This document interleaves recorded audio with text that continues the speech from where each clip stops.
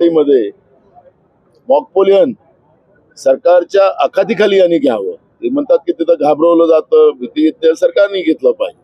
जनतेचा तो अधिकार आहे आणि त्याच्यामुळे हे सरकार जनतेतून आलेलंच नाही, हे निवडणूक आयोगाच्या करामतीमुळे आलेलं आहे आणि हे स्पष्ट झालेलं आहे. आणि त्याच्यामुळे सरकार जे वागते आहे ते लोकांसाठी नाही, स्वतःसाठी जगते आहे असं दिसत आहे. इव्हन उपमुख्यमंत्र्यांना पण खाती दिली नाहीये.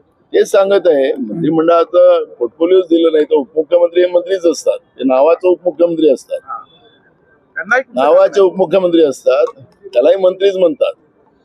आणि म्हणून मी तुम्हाला सांगतो की आखरी मी जे तुम्हाला कारण सांगितलं की जनतेतून आलं असतं तर यांना जनतेची भीती असती, आज जनतेची भीती नाही आणि म्हणून सरकार आपल्या पद्धतीने वागते. आम्ही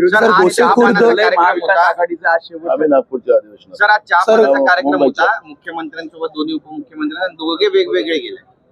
खाते वाटपाबद्दल नाराजी आहे बरीचशी आणि चांगली खाती मिळावी, मलाईदार खाती मिळावी यासाठी लॉबिंग पण सुरू असल्याची. एवढ्या बहुमताचं सरकार हल्ल्यानंतर मंत्रिमंडळाचा विस्तारच 22 दिवसानंतर झाला. आता पोर्टफोलिओला किती दिवस लागतात ते मला माहिती नाही. त्यामुळे हा गोंधळच महाराष्ट्राच्या मंत्रिमंडळात चाललेला आहे आणि ती जनता बघते. सर, गोसेखुर्द प्रकल्पाच्या बाबतीत पाहिलं तर आरक्षण जे दिलेलं होतं, प्रकल्पग्रस्तांचं आरक्षण रद्द केलेलं आहे. त्यामुळे आधी जमिनी गेल्या होत्या प्रकल्पासाठी आणि तरुणांच्या नोकऱ्या सुद्धा गेलेल्या आहेत. 22 गावांच्या पुनर्वसनाचा प्रश्नही अद्याप प्रलंबित आहे. गोसेखुर्द प्रकल्पाचे प्रश्न फार भयानक आहे. CSR वाढतं कारण की 4 पिढ्या संपल्या, गोसेखुर्द पूर्ण व्हायला लागले, अजूनही गोसेखुर्द पूर्ण झालेलं नाही. आणि म्हणून आम्ही सरकारला वारंवार सांगितलं होतं, मी विधानसभा अध्यक्ष असताना सरकारला त्यावेळेस सूचना केलेल्या होत्या की ज्याप्रमाणे तुमच्या सगळ्या गोष्टीचा CSR वाढतो, मग शेतकऱ्यांच्या जमिनीचा CSR, त्यांच्या किमती वाढतात, त्याप्रमाणे त्यांना मोबदला मिळाला पाहिजे. तुम्ही ज्यावेळेस जमिनी संपादित करतात त्यावेळेस आम्ही सांगतात की ते आम्ही 95 मध्ये संपादित केल्या होत्या, पण त्या ठिकाणी त्यांचा वाद चालला होता की एवढ्या कमी दरात आम्ही ह्या जमिनी देणार नाही. आणि मग त्यांच्या मुलांनाही सुद्धा नोकरी देण्याचं आमिष त्या काळामध्ये दिलेलं होतं.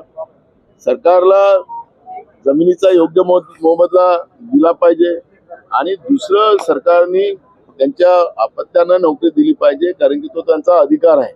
त्यांचा पूर्ण संसार, त्यांची घरं आणि पुनर्वसनाच्या बाबतची अजूनही योग्य पुनर्वसन लोकांचं झालेलं नाही.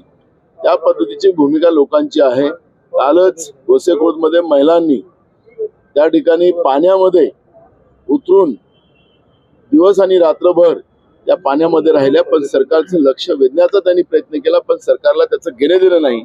अशा पद्धतीचं चित्र दिसतंय. आज आम्ही ती भूमिका विधानसभेत मांडू. सर, निवडणुका संपतात, कांदा उत्पादक पुन्हा अडचणीत आलेले आहे. समन्वयाचा कुठे अभाव दिसतोय. समावेश होता. आता असं म्हणतायत की काठमांडूमध्ये एक बैठक झाली, त्याच्यामध्ये जर महायुतीचं सरकार आलं तर ते अस्थिर करण्याचं चर्चा त्या बैठकीत झाली. काल 10 ठिकाणी NIA छापे टाकलेले आहेत, काही लॅपटॉप सिम कार्ड सुद्धा अरेस्ट केले. मी काल मुख्यमंत्र्यांना पत्र दिलं, स्वतःहून दिलं, स्वतः जाऊन दिलेलं आहे. आता त्याच्यामध्ये कोणत्या संघटना त्या अर्बन नक्षल आहेत याची माहिती सरकारने दिली पाहिजे, ती यादी दिली पाहिजे. अशा पद्धतीचं मी पत्र काल दिलेलं आहे. अजूनपर्यंत कुठलंही उत्तर आलेलं नाही. सर, NIAच्या काल आम्ही निवडणुका लढवू, स्वबळावरती जे काय करायचं ते करू. कोणी त्यांनी थांबवलं, कोणी थांबवलं कोणी त्यांनी? त्यामुळे ही काही बातमी होऊ शकत नाही. महाविकास आघाडीतून बाहेर पडायचे संकेत थांबवलं कोणी?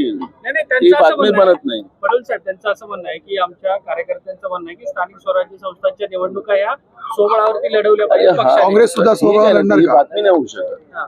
नाही, काँग्रेस सुद्धा स्वबळावर लढणार का आता? की महाविकास आघाडी पक्षाने अनेकदा सांगितलं की त्यांचा पक्ष आहे, त्यांनी काय निर्णय करावं तो त्यांचा अधिकार आहे. त्याच्यामुळे ही बातमीच होऊ शकत. काँग्रेसची भूमिका काय आहे? काँग्रेस स्वबळावर लढणार का?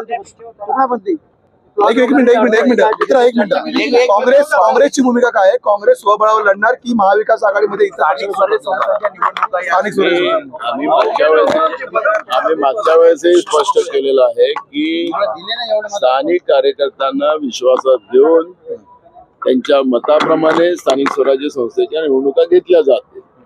त्या कशा लढायच्या ते स्थानिक आमचे कार्यकर्ते जे नेते सूचना देतील त्याप्रमाणे लढल्या जातील. त्यामुळे आता त्याच्यावरच निवडणुका लागतील तेव्हा याच्यावरती चर्चा होईल. सर, निवडणुका संपताच कांदा उत्पादक शेतकरी पुन्हा वाऱ्यावर पडल्याचं दिसतंय. निर्यात बंदी कधी हटणार असा प्रश्न उपस्थित केला जातोय. शेतकरी विरोधी भाजपचं धोरण हे नेहमी आपल्याला पाहायला मिळालं. जेव्हाचं नरेंद्र मोदीचं सरकार या देशामध्ये आलं तेव्हापासून शेतकरी विरोधी धोरण राबवणं आणि शेतकऱ्याला त्याच्या जीवनातून उद्ध्वस्त करणं हा एकमेव अजेंडा नरेंद्र मोदीचा आणि भाजपचा आहे आणि त्या पद्धतीने ते वागतात आहे. त्यामुळे कांदा उत्पादक शेतकरी असेल, धान उत्पादक शेतकरी असेल, सोयाबीन उत्पादक शेतकरी असेल, कापूस उत्पादक शेतकरी असेल, द्राक्ष उत्पादक शेतकरी असेल, महाराष्ट्रामध्ये सगळे शेतकरी अडचणीत आलेले आहेत आणि मोठ्या प्रमाणात शेतकऱ्यांच्या आत्महत्या या ठिकाणी होतात. 60,000 हेक्टर वरती कुऱ्हाड पडलेली आहे. द्राक्ष उत्पादकांना राजाश्रय मिळणार आहे का? विरोधक काय भूमिका घेतील? सरकार शेतकऱ्यांसाठी नाहीच आहे. त्याच्यामुळे आता सरकार आज काय उत्तर देतं, कारण की आम्ही कालच्या अंतिम आठवड्या प्रस्तावामध्ये हे सगळ्या भूमिका आम्ही मांडलेल्या आहेत. त्यामुळे आज सरकार शेतकऱ्यांसाठी काय देते आहे आश्वासन नाही, ती पूर्तता कशी करणार आहे त्या पद्धतीची भूमिका सरकार काय म्हणते त्याच्यावर आमचं लक्ष आहे. माओवादी संघटनांच्या वेगवेगळ्या 10 ठिकाणी छापेमारी झालेली आहे. NIA ची छापेमारी झालेली आहे. त्याच्यामध्ये काही सिम कार्ड, लॅपटॉप जप्त केलेले आहेत.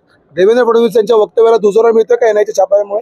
मला एक कळत नाही की आतंकवाद आणि नक्षलवाद हा आपल्या देशासाठी लागलेली एक कीड आहे आणि ही कीड संपली पाहिजे हे सगळ्याच राजकीय पक्षाचं एकमत आहे.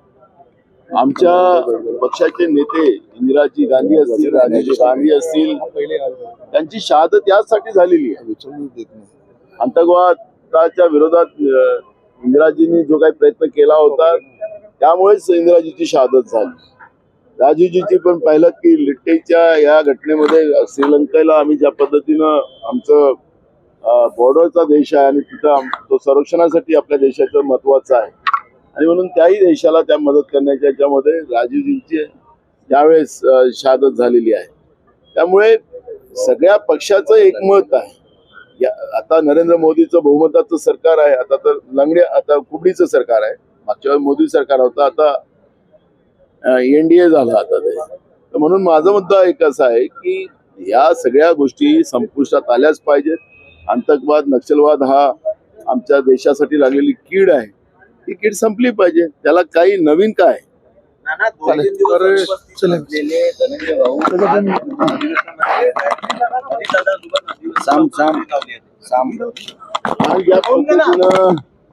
क्लीन चिट देण्याचं काम काल मी म्हणालो की मुख्यमंत्र्यांनी जे काही उत्तर दिलेलं आहे ते उत्तर एका वकिलांनी आपल्या क्लायंटसाठी ज्या पद्धतीने जे बाजू मांडतात आहेत त्या पद्धतीचं उत्तर आहे. ते मुख्यमंत्र्याचं उत्तर नव्हतं.